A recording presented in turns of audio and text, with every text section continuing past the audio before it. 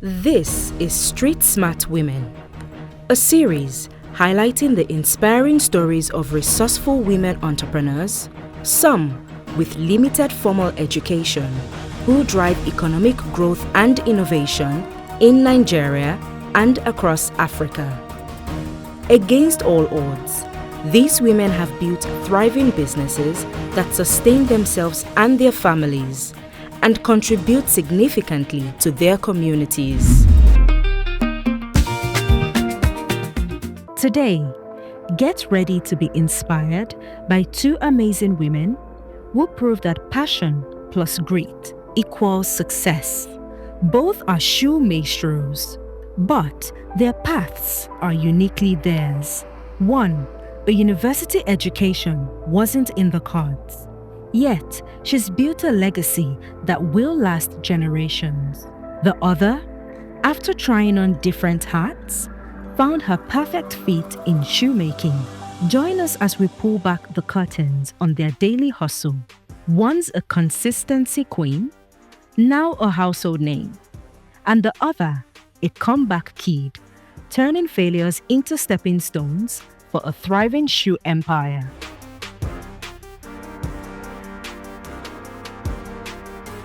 Meet our street smart woman for this week's episode. Kemi Oyemakin, popularly known as Lady Shoe, from the city of Ibadan. My name is Oyemakin, but most people know me as Lady Shoe. I learned shoemaking early in life. After struggling to complete her secondary school education, Lady Shoe's father refused to afford her a university education. Rather, he found a place for her to learn shoemaking, and there, her career in shoemaking began. Join us at her shoe store, where she shares her intriguing story in the world of shoemaking. She started her career in 1992. Immediately after completing her secondary school education, when she became an apprentice at a shoemaking store in Adelabu, Ibadan.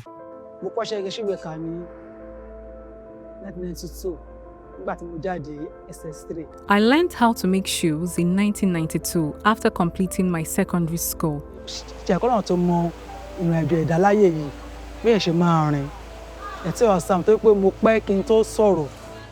I started speaking late in childhood and eventually attended primary school at St. John, Molete.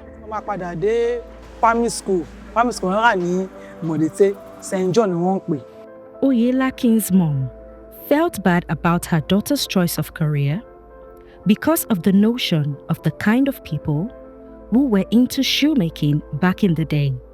She eventually gave her blessings, hoping that her daughter will one day become successful in the shoemaking business.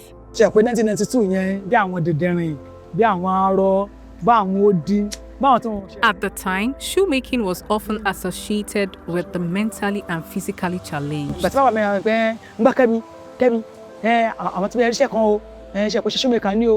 People who had been written off by society.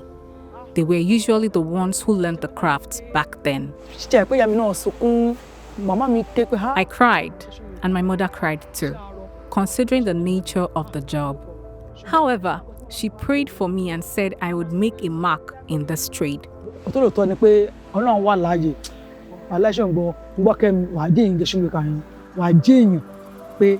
That's how I started shoemaking.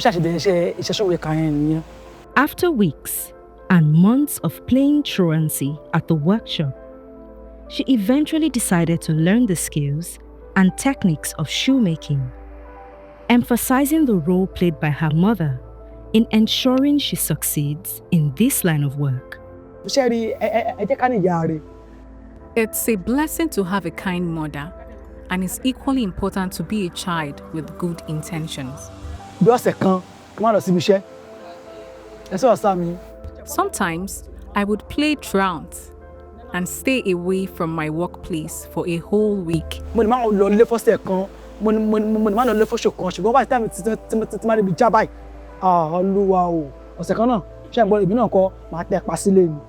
My master used to get contracts from Bata and Leonard's.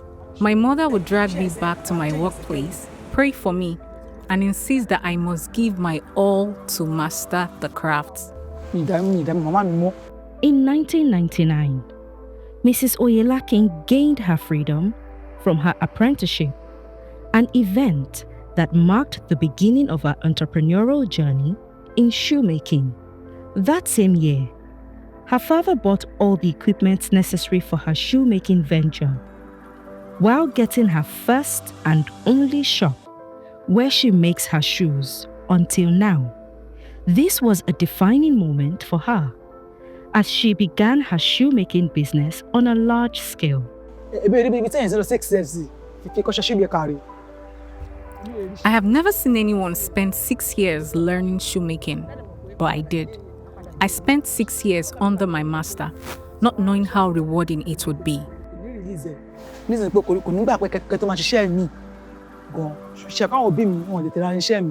Eventually, my father bought me all the equipment I needed for the business. From this job, I was able to secure shops at Adelabu Market.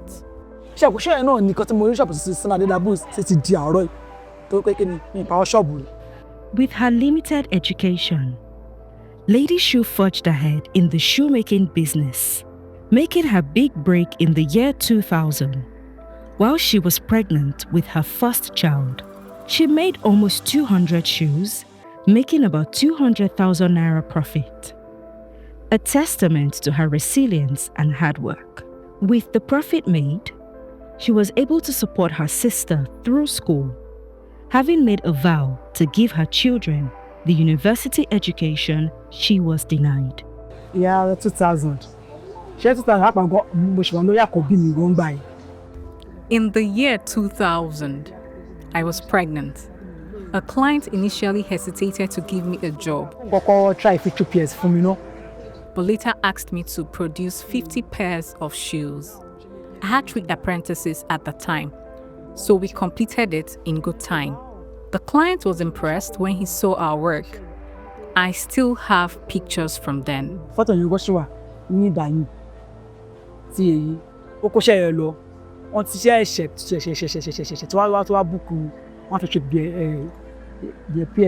He returned and requested 150 more pairs. Because of my pregnancy, I informed my master. He helped me produce 100 and I made the remaining 50. 100. It was some. From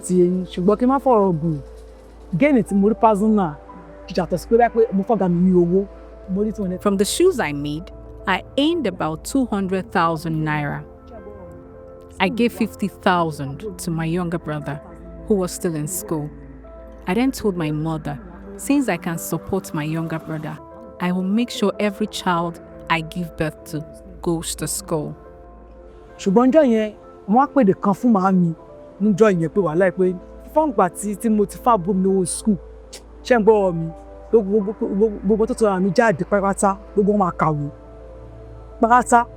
While her shoe business began to grow, Mrs. Oyemakin became the breadwinner for the family with her business. What could have been a setback for her spurred her into gaining more knowledge about bag making, which became another stream of income in her business. I didn't initially learn shoe repairs or bag making, but I realized that sometimes shoemaking alone didn't bring in enough clients. So I went to learn repairs, sewing, and bag making. I never knew it would be crucial to my breakthrough.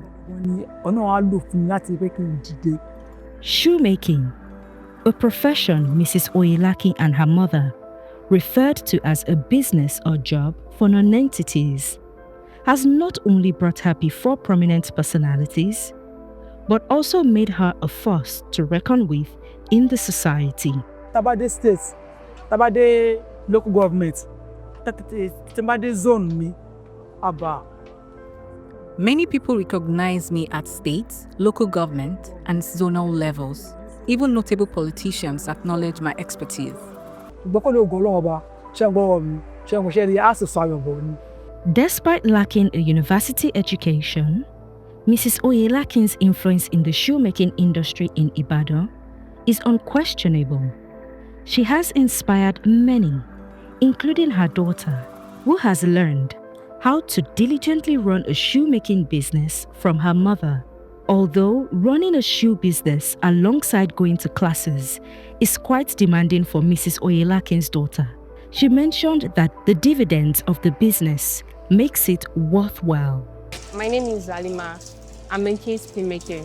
I like making because I love it. Like, I'm always proud of it outside, telling people this is what I'm doing. What really makes me love it is that, like, when I get to school, like, it's not only for me when I get to school though. Like, I feel embarrassed. People telling me I should bring my samples, then I don't have samples. So, and then some people insulted me, like me bringing it to their house, then trying to molest me, so I stopped it. So I tried in school, but I think I make my money in schools, yes, than me coming back to Ibadan in a week, like 50,000, 70, and that's my profit. It is a dirty job for some people, but not for me. Learned shoemaking from my mom. I used 6 years and 6 months, because when I finished in school, like, she gave me another extra 6 months again that I should come and use another 6 months. So, and I agreed and I accept that. And then the advice I can give those people outside is that they should try as possible to work on themselves, and then they should be focused on any business they want to do, and then they should keep praying. I just have passion for it. So that's why I decided to go for it. First time that I saw, I was very surprised. A female making something like this. So since then, I just have it in mind that anytime, because I have passion for it before, that anytime I'm ready, I will just come to her. She's a nice person, and she normally taught us how to be hardworking. It first our work. So, and we should not be lazy. Learning a skill is very, very good. Even though in this our Nigeria now, we don't have any skills. Malofao. With 35 years of being in the shoemaking business, Lady Shoe advised parents to ensure their children have a skilled job besides their formal or university education.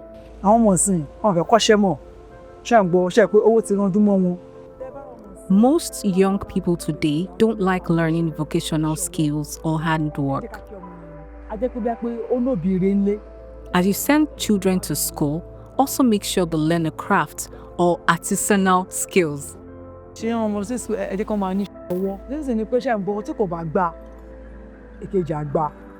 What started as a tough choice may soon become a generational business for Mrs. Oyemakin, as her daughter takes on the baton of shoemaking. In a world where white-collar jobs are more recognized, Mrs. Oyemakin stands as a testament to the fact that skilled workers are gaining the recognition they deserve. Her journey from leaving secondary school to pursuing a career in shoemaking speaks to resilience, hard work, and her determination for success. She is more than just a shoemaker, but a teacher, a mentor, and a force to drive generational wealth. We celebrate Mrs. Oyemakin on this episode of Street Smart Women.